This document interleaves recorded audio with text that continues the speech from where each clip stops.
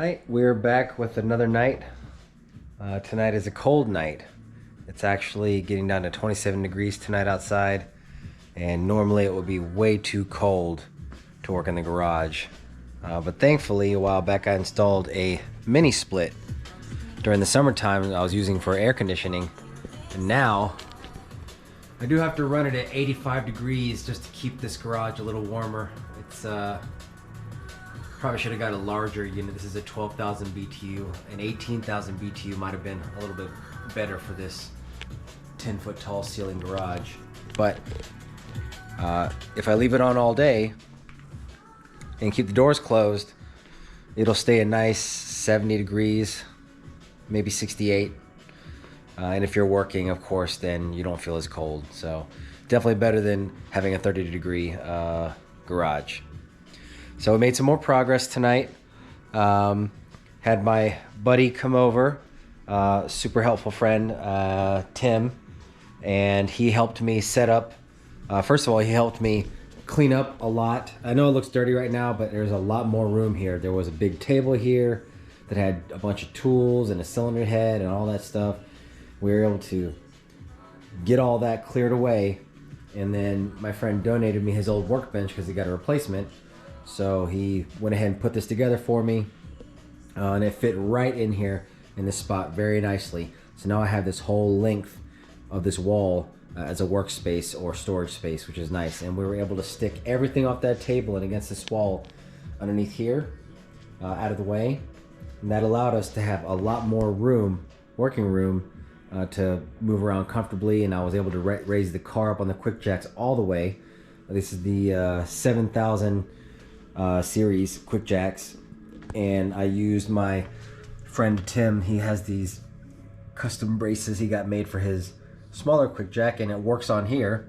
It adds a little bit extra height, plus doubling up on the rubber locking blocks that came with my quick jack, and it really allowed me to get the car up in the air a lot higher. So there's a lot more working space. As you can see, I can definitely get under there and have a lot of breathing room, which is nice. Still got to get rid of that motor. It's in my way. Tonight on this, car is still pretty empty, but all of the necessary wiring is done. I went to the junkyard, actually, of all places, and there was a facelift LCI e46 X3 that happened to have rear heated seats. And so the rear seats in the X3 are very similar to a Touring. So I went ahead and took the rear seats out, and I had a razor with me. My friend Tim was with me, and he had a nice razor blade. We sat there for about an hour or two, and we cut out all of the heated seat mats carefully. So as you can see here, I have 4 seat mats. It's 1, 2, and then there's 2 in here. So there's 2 lower and 2 upper for the seat back. So I got all 4 seat mats with the wiring uncut, and I was able to get most of the body harness wiring as well from the car, along with the actual switch control from the E83. So I got this with the pigtails. I'll create my own wiring loom and wire that into the body of this car and run the power to some empty fuse spots on the fuse box. So they'll be on a fusible link with 30 amp fuses. And then I'm gonna see if I can adapt this piece to the back of the e46 center console. If it doesn't work, then I'll just probably fabricate something so that these heated seat buttons can sit inset in the back of the e46 console. But I thought that would be a pretty cool retrofit to do.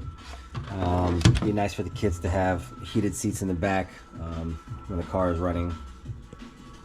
Hopefully sometime this year. But yeah, so I just wanted to give a little progress update, little by little, getting stuff done. And eventually I finally got this put up, a whiteboard. So I'm gonna go ahead and start writing all the stuff I have left to get done, and so I can mark it done. All right, so that's the update for tonight. Till the next one, we'll see you. All right, another late night. decided to try to get some work done on the rear heated seats. It's the best time to do it since all the carpet's still out and the fuse box is still open and hanging around. So what I've done is I've laid out all my wiring that I got from the E46. So first of all, here is the heated seat pads that I cut out. Here's the seat bottoms and here's the seat backs. And on rear heated seats on like X5s and X3s, the bottom connector is a 3-pin connector, and it has a power, a temperature control just like the front, and a ground. And then the seat back only has power and ground. And so looking at the wiring diagram in the TIS, I traced the wiring just to make sure everything is kosher. That matches up to these right here, which are the body harness connectors from the E46X3. So what we have here is this is a right side connector because it has the white with the green stripe. That's the bottom seat connector. And then here's the matching top one, which is only white with the green stripe. And these get wired directly to the heated seat switch. And each of the ground wires goes to a grounding point. I can choose whatever grounding point I want on the chassis. There's lots of ground options to choose from. So basically, these two are going to get wired together so that when I make a custom harness with proper length wiring, and I was able to also get the proper colored wires from an extra body harness that I had from the convertible. So another good reason to keep that stuff around. So I got the proper wiring to do that. I'm going to build my harness. I'm going to build a left side and a right side harness. The left side will have the seat bottom and seat back, and the same thing for the right side. So once I do that, these will get routed to under the seat bench. And basically, what we have here is these will get routed so they'll sit underneath here. That way, it makes it easy. These two connectors are sitting right here. One will go to the seat bottom, one will go to the seat back. And the same thing for the other side. So that's something I got to get done.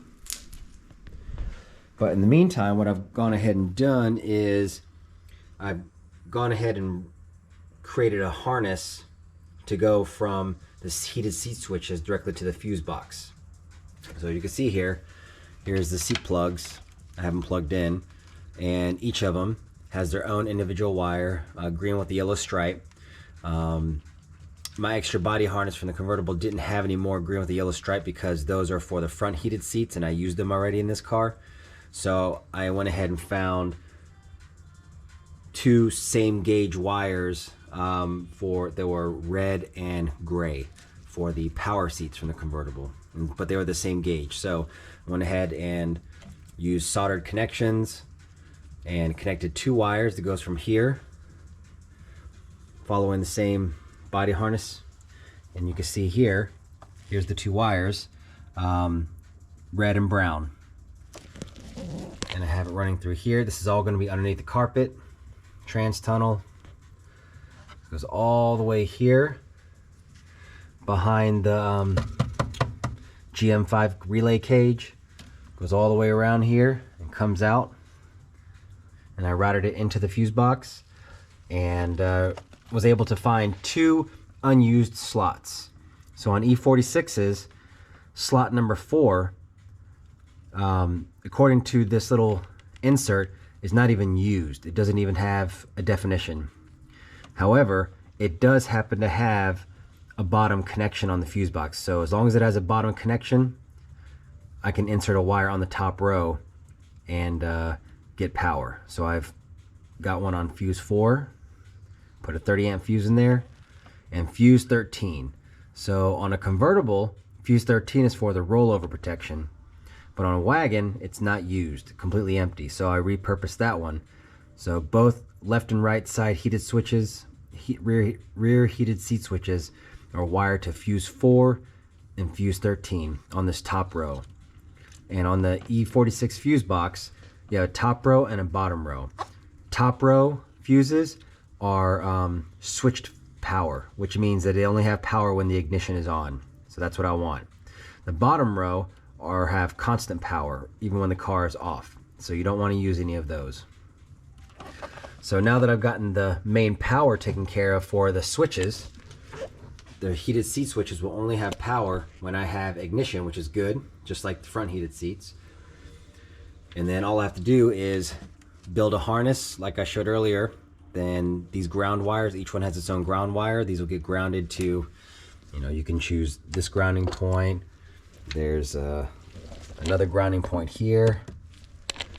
There's another one back there on that frame rail right back there. So I can choose that one. There's one back there. So lots of different options. But that was my night. I'm gonna call it a night tonight. Get some sleep, and then tomorrow, hopefully I can finish making this harness, because this is the last thing holding me back from throwing the carpet back in so that I can go ahead and start dropping in the engine. The engine is ready to drop in. So what I've done is, another little update, I cleaned the engine bay.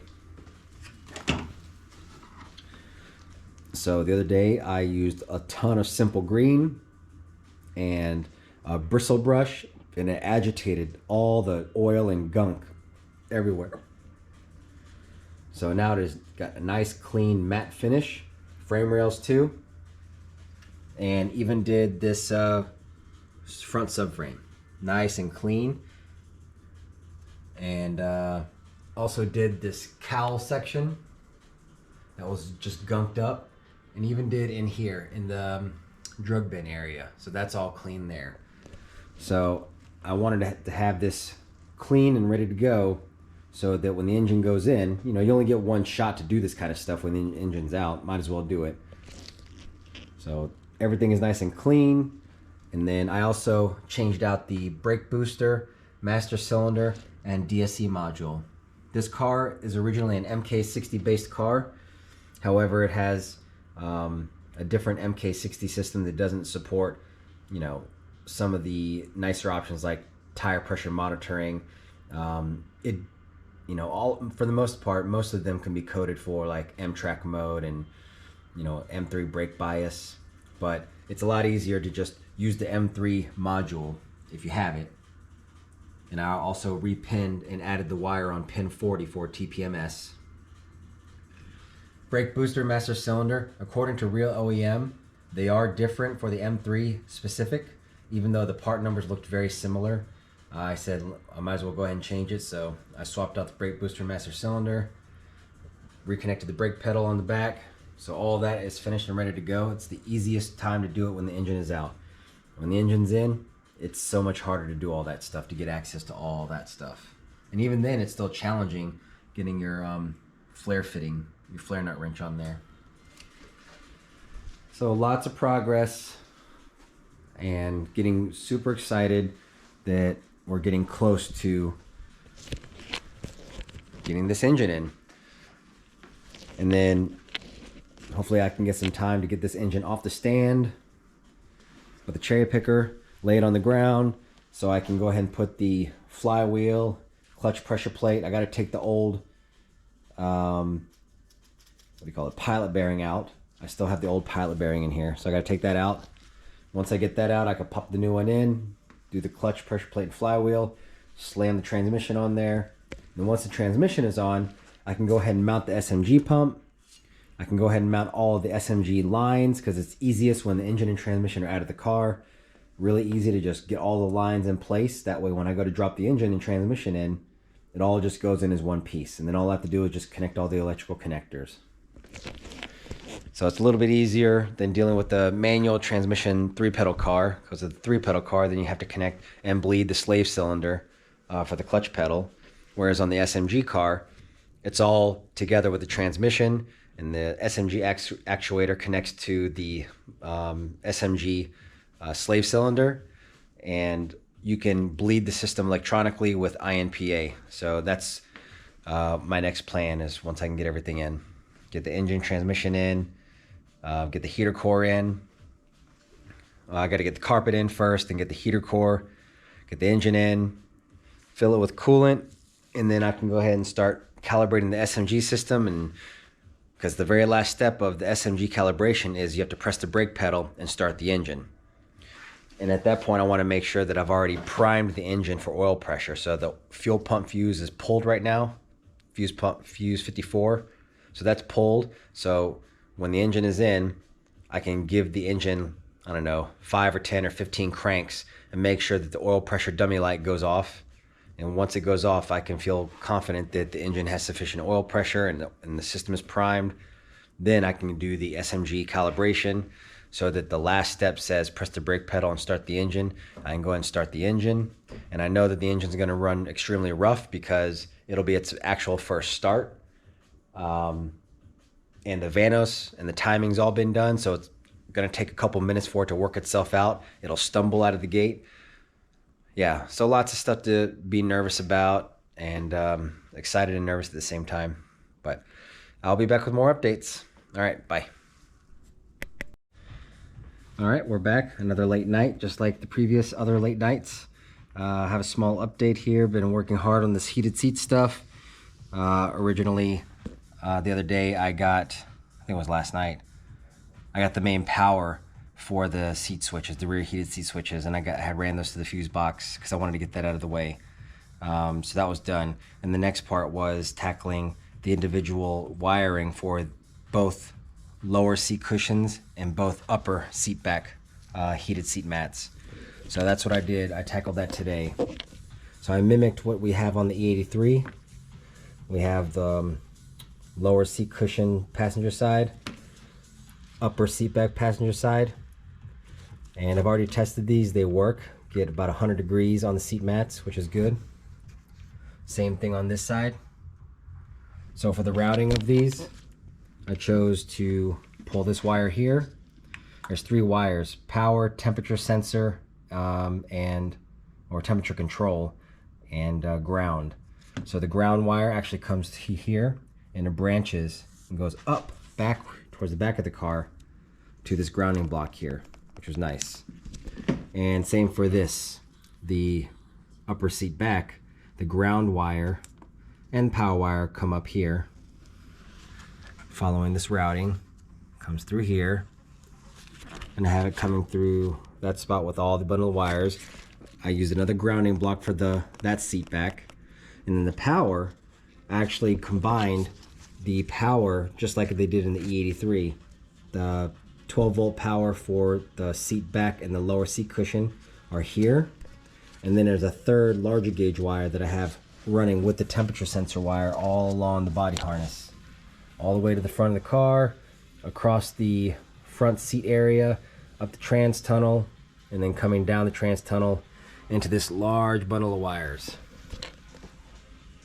And I did the same exact thing on the other side. I mirrored it, so it's nice and clean and follows the OEM tracing. I could have cheaped out and just ran it right here on the seat floor and said, oh, it's going to be hidden by the carpet, but it really would have bothered me not doing it the right way, which is the way BMW would have done it. So yeah, and I've tested these. I don't have power on the car now, but I did add 12 volts to it. These light up, and I was able to activate the heated seats, and I used a infrared temperature sensor, and I got it to about 100 degrees on the bottom and about 90 degrees on the seat back. The bottom seat cushions will always get hotter because they have a temperature control wire to make it hotter. Same thing with X5s. And then the seat backs are just a single lower constant temperature. I guess they don't want you burning your back, but they want you to burn your butt. So yeah, so far looking good. I think that completes all my wiring. That rear heated seat retrofit was unplanned. I did not plan on doing that, but when you come across stuff in a junkyard, it's a score. So that was nice to get that and get it in. The wiring was the easy part. The hard part's going to be taking apart the touring seat cushions, separating the seat skins, and then fitting the heated seat mats between the seat skins and the seat cushion, and then using the hog rings to snap it back together. So I've done it before on front seats. It's not fun, but it's doable. The rear seats, yeah, we'll get to it. But all right, hopefully we'll get some more work done and I'll have some more updates. All right, we'll see you.